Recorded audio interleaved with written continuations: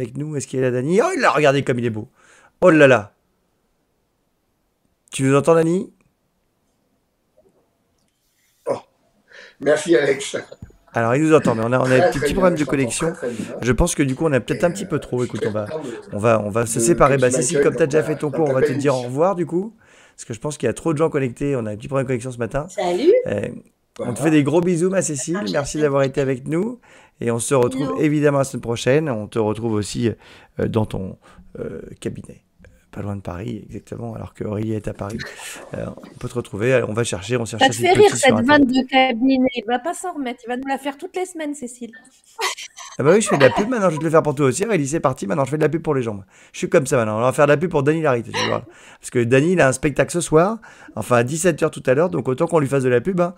Comme ça on peut aller le voir si on veut. On te fait des gros bisous, Non, Cécile, non. et à très très vite du coup. Bisous. À très vite, ma Cécile, on À t'embrasse très vite. très très fort.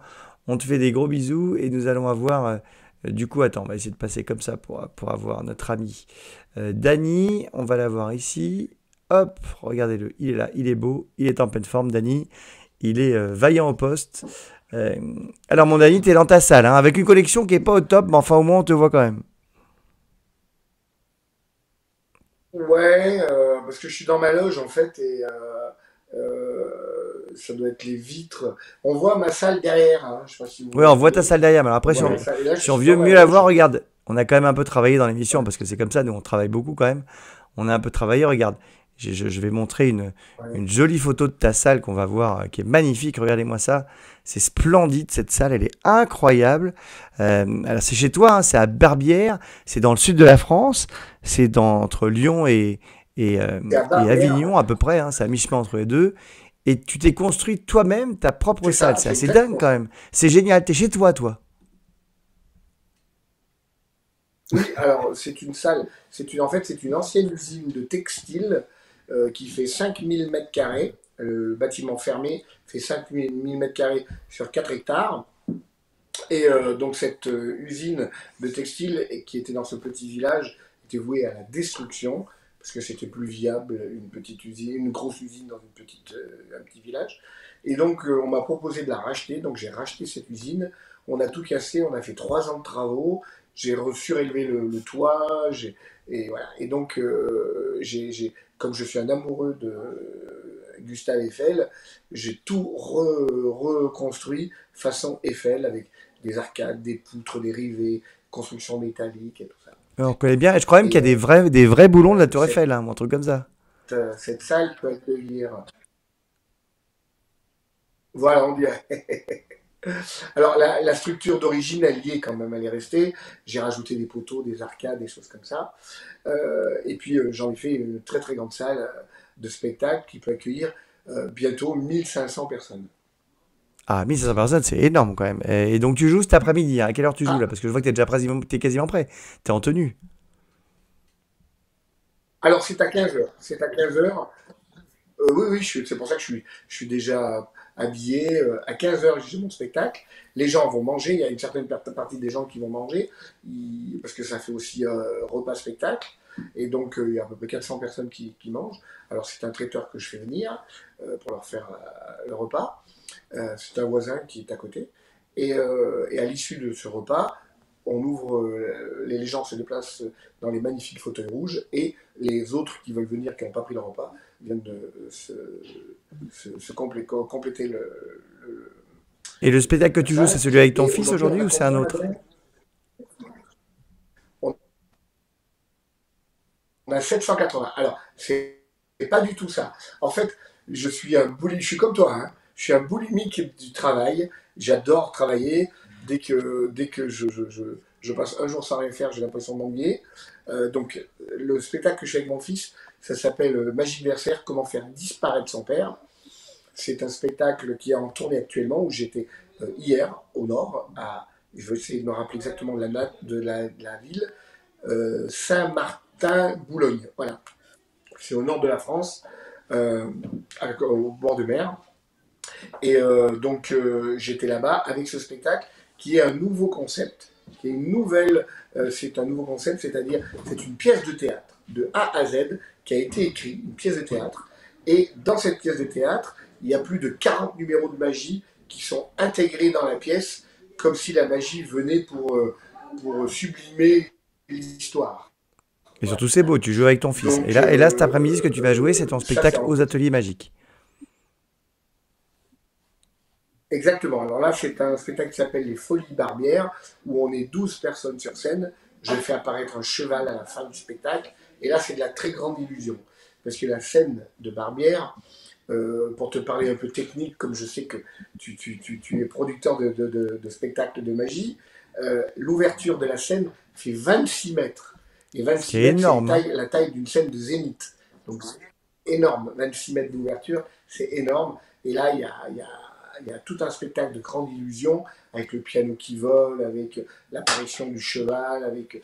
Voilà, c'est vraiment de la grande illusion, comme à l'époque que tu connais, Siegfried et Roy, à Las Vegas. Voilà. C'est mon Las Vegas à moi, Barbière, voilà.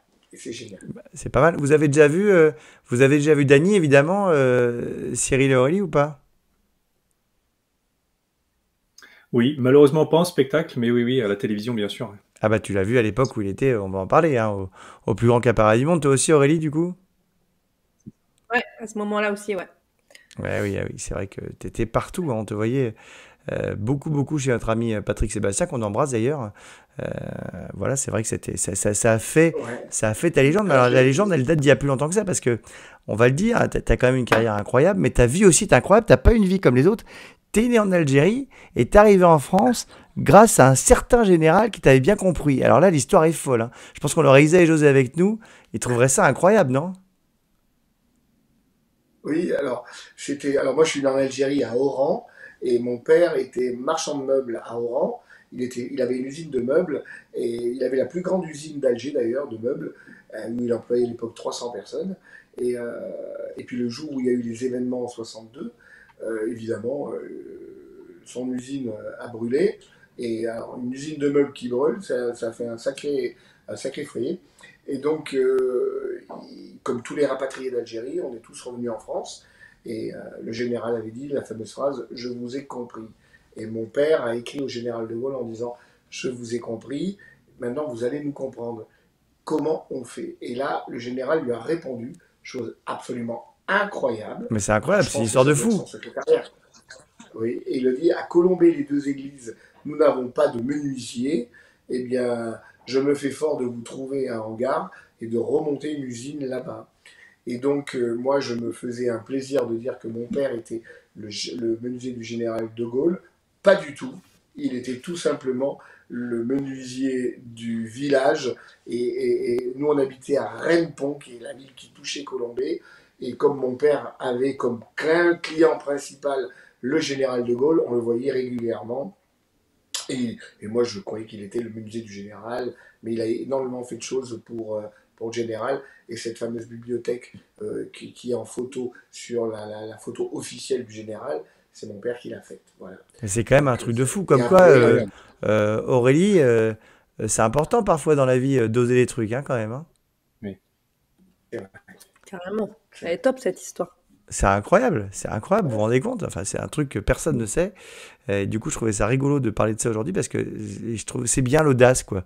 Moi, j'avais fait pareil, hein, quelque part, de mon côté, puisque j'avais demandé à monsieur qui était à l'époque le maire de Neuilly, qui est après devenu président de la République, de m'aider pour mon spectacle, mon premier spectacle, parce que j'avais entraîné ses enfants au foot, tu vois, je le connaissais vaguement.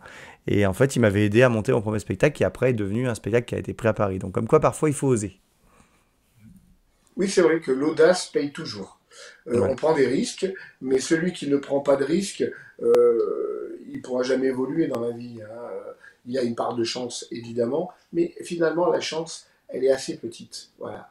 Euh, Moi, je dis toujours, pour gagner au loto, le minimum, c'est d'acheter un billet quand même. Voilà. T'as raison. Mais non, mais Donc, c'est vrai, acheter c'est ce vrai. Mais alors, à billet. l'époque, t'appelais pas Dany Larry.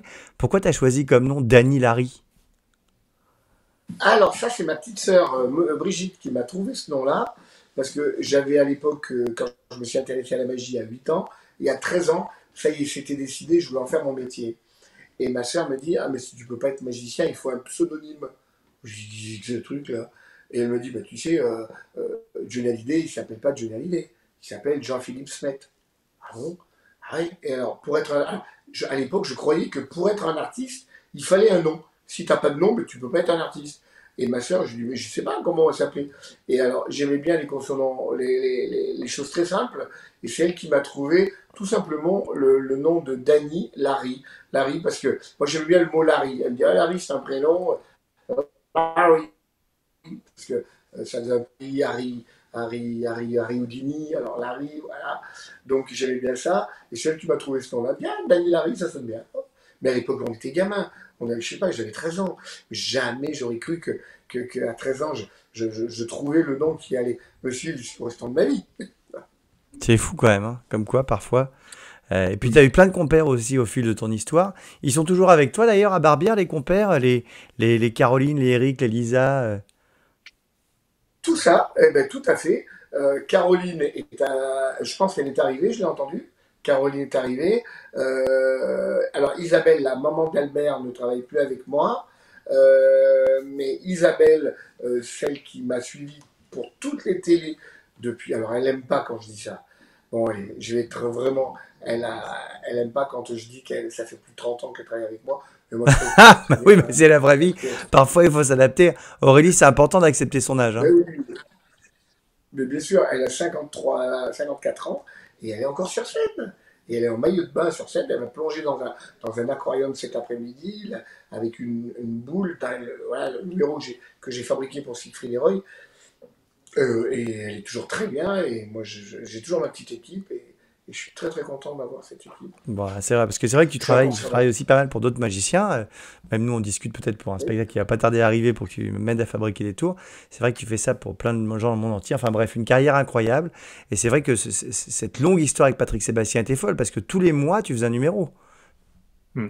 C'est ça. Patrick, alors moi j'avais fait un an d'une émission qui s'appelait La Fiesta.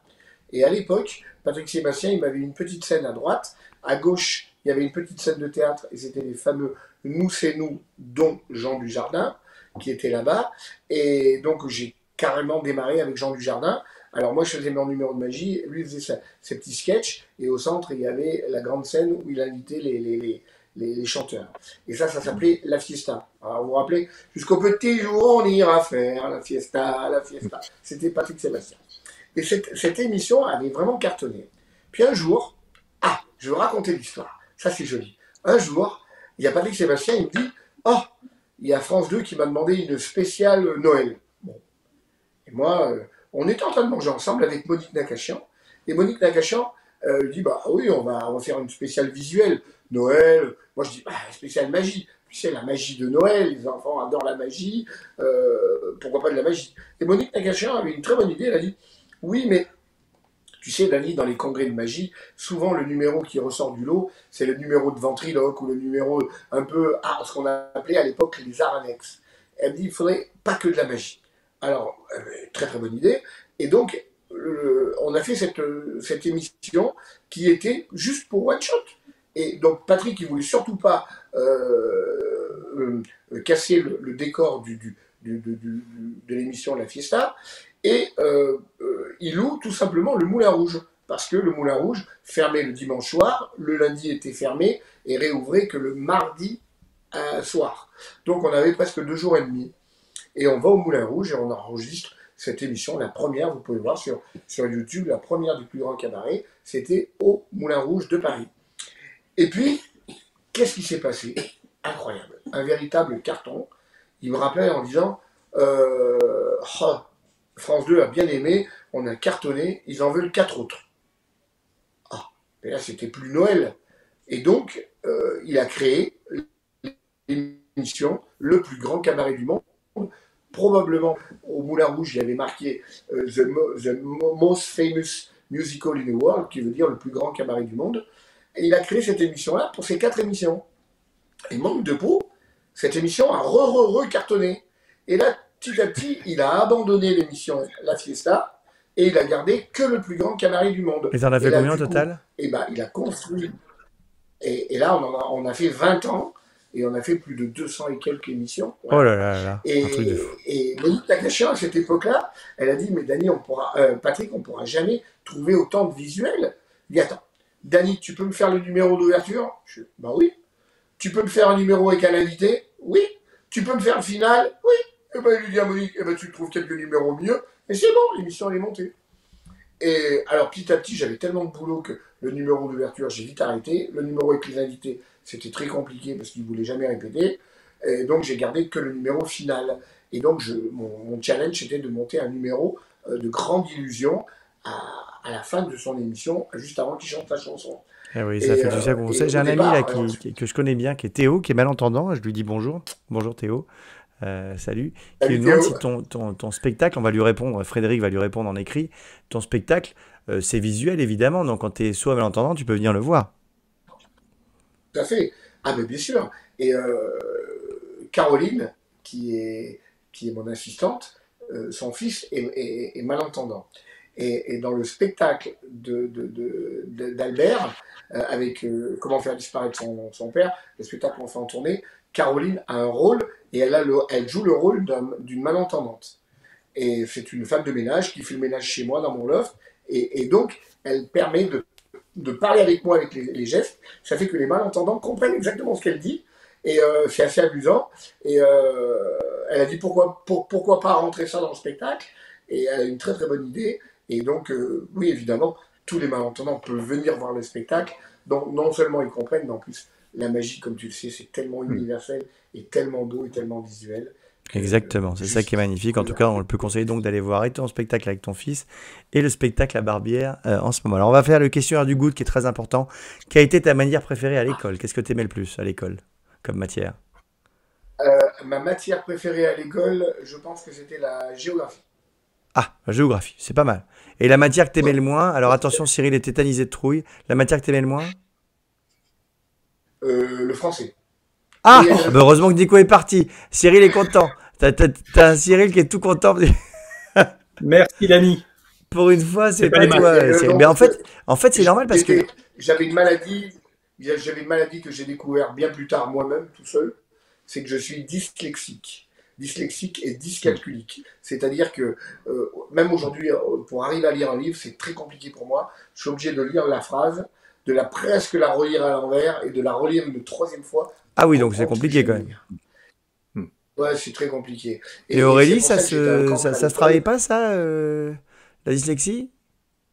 Si, c'est des séances chez l'orthophonie, mais c'est vrai que c'est plus efficace quand on le fait petit. Adulte, c'est compliqué parce que là, il a appris toutes ses stratégies en fait pour contourner sa difficulté. Donc, voilà. Ah. Et donc, mais t'aimais bien les maths? Mes parents ont été convoqués par la maîtresse et la maîtresse leur a dit cette phrase que je n'oublierai jamais.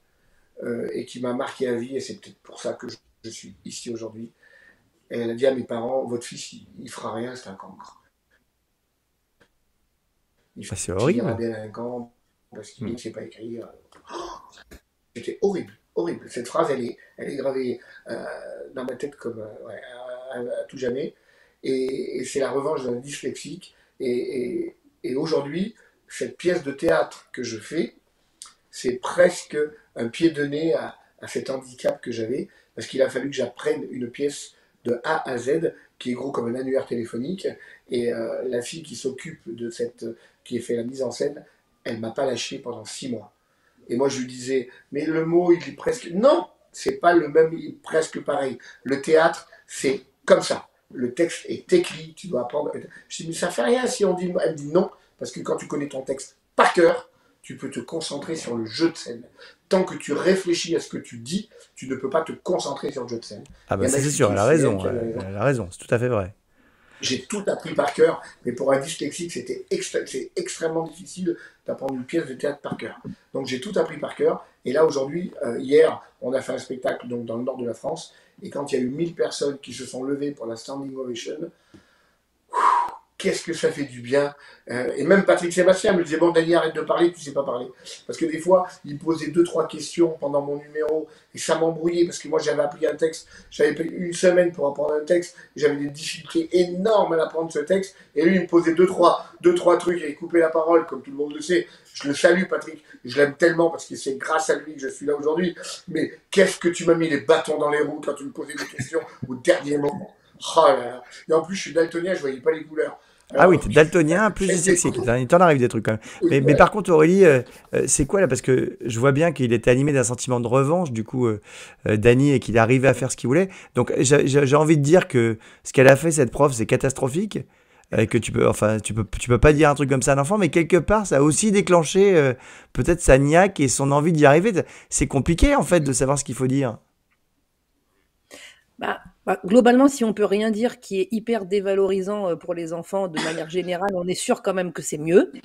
Mais Oui. effectivement, lui, il a pris le contre-pied, il a fait un vrai pied de nez à ce qu'on pouvait dire de lui, mais ça aurait pu être à double tranchant et bon, et se dire qu'en fait, bah, peut-être qu'elle a raison, mais ce qui compte malgré tout quand même, c'est voilà comment on a été éduqué auprès de ses parents, qu'est-ce qu'on a reçu comme compliment, est-ce qu'on croit en nous, que bon, un prof, une année, même si ça peut détruire un enfant, s'il y en a eu plein d'autres qui ont fait des compliments et qu'on dit mais je crois en toi, machin, ça va, mais bon, Mais faut en tout pas cas, que aujourd'hui, peut-être qu'elle te regarde et qu'elle est venue te Alors, voir et que c'est super. je vais répondre. Alex, est-ce que je peux répondre à poser une question à Aurélie? Bien sûr, tu peux. Voilà, elle m'entend, alors il n'y a pas de souci, hein. Ouais, ok. Alors, j'ai reçu une lettre il y a quelques jours, il y a la semaine dernière, qui m'a énormément bouleversé. C'est un type, un professeur, un docteur, qui m'a écrit cette lettre parce qu'il a vu une émission que j'ai fait à la télévision qui s'appelait Échappée belle et j'ai expliqué mon handicap de la dyslexie. Mmh. Et le gars m'a écrit, il a pris la peine de m'écrire une lettre de 4 pages en disant: Monsieur, vous faites partie des 10% des dyslexiques qui, justement, prennent ce fameux contre-pied et vous avez développé quelque chose que qu'il appelle ça le génie dans sa lettre. Hein. Le génie des dyslexiques, c'est seulement 10% qui développent cette case du cerveau. Et il m'a dit: maintenant, je commence à comprendre comment vous avez pu réussir pendant plus de 40 ans à inventer et créer des numéros comme vous l'avez fait au plus grand cabaret, où tous les mois vous avez trouvé des trucs incroyables, comme passer une flèche d'une arbalète à travers une vitre, comme disparaître, voilà, des choses incroyables, avec des choses que les gens ne comprenaient pas, et heureusement que c'est même pas comprendre les tours de magie du magicien. Et donc le gars, il est en train de m'expliquer que c'est grâce à cette dyslexie que peut-être que j'ai eu un élément du cerveau qui s'est développé, un peu comme on pourrait dire les autistes qui savent très bien calculer ou retenir les choses. Ou, voilà. Alors, C'est je possible ça, pense Aurélie? qu'il C'est a vrai ou peut-être pas? raison, je sais pas. Ouais, carrément, évidemment. C'est-à-dire que même, en fait, quand on a une difficulté, un trouble, en fait, le cerveau, on va compenser, en fait, pour contourner cette difficulté-là. Donc, en fait, on va développer des capacités que quelqu'un qui n'aurait pas ces troubles ou ces difficultés ne va pas surdévelopper. Donc, en fait, on trouve des stratégies de compensation et on peut, voilà, comme Dany, il a trouvé des idées top pour compenser ça. Et donc, il y en a, ça va développer leur créativité, d'autres, ça peut développer plein de choses différentes. Et ben voilà, ça ta réponse, Dani. Je reviens à mon questionnaire parce qu'on est très en retard déjà. Quel est le premier tour de magie que tu as appris? Oh, le premier tour, je vais te parler en langage technique, le FP, la disparition de la cigarette dans la main. Voilà. Bon, voilà, Voilà. Ou le vous petit pourrez foulard apprendre dans la ça, comment main. ça se fait, c'est facile. On peut faire ça avec une cigarette, avec du sel, hein, si on est anti-tabac aussi maintenant. Ou avec un mouchoir, Exactement. Voilà. on peut faire ça. Il faut un Si petit tu te rappelles le prénom accessoire de ton premier que... crush à l'école? Pardon, attends, excuse-moi, j'ai pas entendu. Le prénom de ton premier crush à l'école? Oui, c'était Brigitte. Brigitte Costecharel. Ah, tu te rappelles même du nom de famille. Bah, Oh. salut Brigitte. Tu l'as impressionné avec tours de magie ou pas? Tu faisais des tours de magie déjà ou pas? Ah bah oui, à l'école, je faisais déjà disparaître les craies. Tu sais comment on fait Ah oui. disparaître les cigarettes? J'écrivais dans le tableau et je faisais hop, et la craie disparaissait. Alors j'en prenais une autre et hop, elle disparaissait. J'amusais et c'est ce que la maîtresse n'avait pas du tout apprécié. Elle disait que j'étais un clown. Par contre, quand elle a dit que j'étais un clown, ça m'a fait plaisir. Un Oui. clown que je En faisais fait, rire tu les faisais ça copains pour que le et que prof j'étais un passe pas les cancre. cours. Mm. Euh, Ouais, moi j'aime bien, on me disait que j'étais le clown aussi, tu vois. Et la plus grosse bêtise que t'aies faite du coup à l'école, on va peut-être retomber sur nos pattes d'ailleurs. Alors, à l'école, la plus grosse bêtise, Fait disparaître la maîtresse. euh, non, j'en ai pas fait tellement à l'école de bêtises, surtout à l'armée. À l'armée, voilà, à l'armée. À l'armée, t'as fait des bêtises à l'armée? Ouais, ouais, ouais, des belles, des jolies quand même. Mais ben quoi, par exemple, la plus grosse, c'est quoi? Ah, la plus grosse, c'est que j'ai amené mes copains avec, parce que j'étais conducteur du Général à Lyon, j'ai amené mes copains en Jeep le samedi soir pour sortir en boîte et on allait faire la bringue. Et un jour, on avait bu un peu plus que d'habitude et on a mis la Jeep dans le fossé. Et j'ai raclé toute la bagnole et tout ça. Ah, ce qui Et, t'apprendra à et consommer l'alcool avec modération, hein, bien sûr, pour les enfants qui nous regardent, exactement. et à faire Mais il attention y a à la toi. suite de ça. Mais exactement, mais il y a la suite de ça. La suite, c'est que j'ai donné, ça nous a dessoulé tout de suite, hein. J'ai donné la voiture à un copain, à un autre chauffeur, et moi, j'ai été faire des tours de magie au vigile devant la porte d'entrée, c'était le jour de Noël, donc je commençais à faire des tours, je dis, ouais, vous êtes de garde, attendez, je vais vous faire des trucs. Donc, on leur a un peu détourné l'attention, le détournement d'attention que tu connais, et hop, la voiture est rentrée. Et qu'est-ce qu'on a fait? On a repeint toute la voiture le dimanche. On a poncé, on a mis du mastic, on l'a toute repeint parce qu'elle était déglinguée, la bagnole. Et le lundi, j'ai raconté le plus beau bobard de ma vie. J'ai dit au capitaine, je lui ai dit, oh capitaine, on s'ennuyait tellement pour le Noël. J'ai dit aux copains, la voiture, elle n'est pas très fraîche. On s'est dit, allez, on va la poncer, on va la repeindre. J'espère qu'on a bien fait. Et il a dit, mais quelle initiative formidable. Et au rapport le soir, le matin, il a annoncé ça à tout le casernement. Prenez exemple sur Hervé Bitoun qui a repeint la voiture parce que il s'ennuyait. Voilà une tout le monde était mort de rire parce qu'ils avaient tous l'histoire qu'on avait déglingué la voiture. Voilà une des plus grosses bêtises que j'ai faites. Ah, c'est pas mal. Et alors, la question qu'on pose toujours, parce que c'est très intéressant quand même, c'est il y a beaucoup d'enfants, surtout aujourd'hui avec tout ce qui se passe, où ça va tellement vite, où il y a plein de choses entre l'intelligence artificielle, les réseaux sociaux, où ils savent pas trop ce qu'ils vont faire de leur vie. Toi, à quel âge t'as su que tu voulais être magicien vraiment? Alors, moi, à partir de 13 ans, alors, quand j'ai fait un petit spectacle pour la fête des écoles et que j'ai vu le public qui m'a applaudi et qui a dit waouh, c'est super, c'est génial. Et quand on est gamin et qu'on commence à impressionner les grands et les gens qui vous disent que c'est bien, ça m'a énormément encouragé et j'ai dit bah voilà, c'est ce que je vais faire quand je serai grand, je vais être magicien parce que j'étais reconnu, apprécié et à l'âge de 13 ans, ouais, 13 ans. Et puis j'étais vraiment passionné. Je crois qu'aujourd'hui, la passion amène au travail, évidemment, parce que quand on est passionné, eh ben, on n'arrête pas de travailler, mais on n'a pas l'impression de travailler. La passion amène au travail, et le travail, inévitablement, amène au succès. Voilà. Et voilà. Et quelle est la chose dont tu es le plus fier de toute ta vie, cette dernière question? La chose que je suis le plus fier, Oui. euh, eh bien, alors il y a eu deux choses. La première, c'est quand j'ai vu mon nom inscrit à l'Olympia. Hein, l'Olympia de Ouais. Paris qui m'a fait rêver pendant des années et j'ai vu Dany Larry et là j'ai pensé très fortement à mon papa qui me disait mais tu fais ça pourquoi tu crois que un jour tu vas travailler à l'Olympia tu feras tout le monde que tu passeras devant l'Olympia et là quand j'ai eu mon nom ça m'a énormément fait plaisir parce que je me suis dit eh ben voilà j'y suis arrivé et la deuxième c'est quand mon fils m'a dit papa je veux être magicien. Alors, Là, tu t'es dit, ah, c'est cool. Tu t'es pas dit, ça fait peur, parce que c'est pas facile comme métier. Tu t'es dit, c'est super. ah non, mais c'est pour ça que je l'ai bien épaulé. Et il a commencé du bas de l'échelle, à être technicien, il chargeait les camions, il montait le matériel, il a fait des petits numéros avec moi. J'ai monté un spectacle qui s'appelait Tic Tac, c'était le spectacle de la transmission, où il avait le numéro final de mon spectacle. Et aujourd'hui, il partage la scène à 50% avec moi, avec ce nouveau spectacle, Magique Versaire. Bah, c'est vraiment ça, c'est Et vraiment de la temps en transmission temps. d'ailleurs. Tu lui fais vraiment la transmission, Ah tu ouais, ouais, l'accompagnes en tant que papa le mieux que tu peux. Bon, exactement. génial. Ça Tu vous arrive, arrives, Dany, avec Albert, là, quand vous êtes tous les deux dans votre spectacle, quand faire disparaître son père, ça vous arrive d'avoir des petites crises?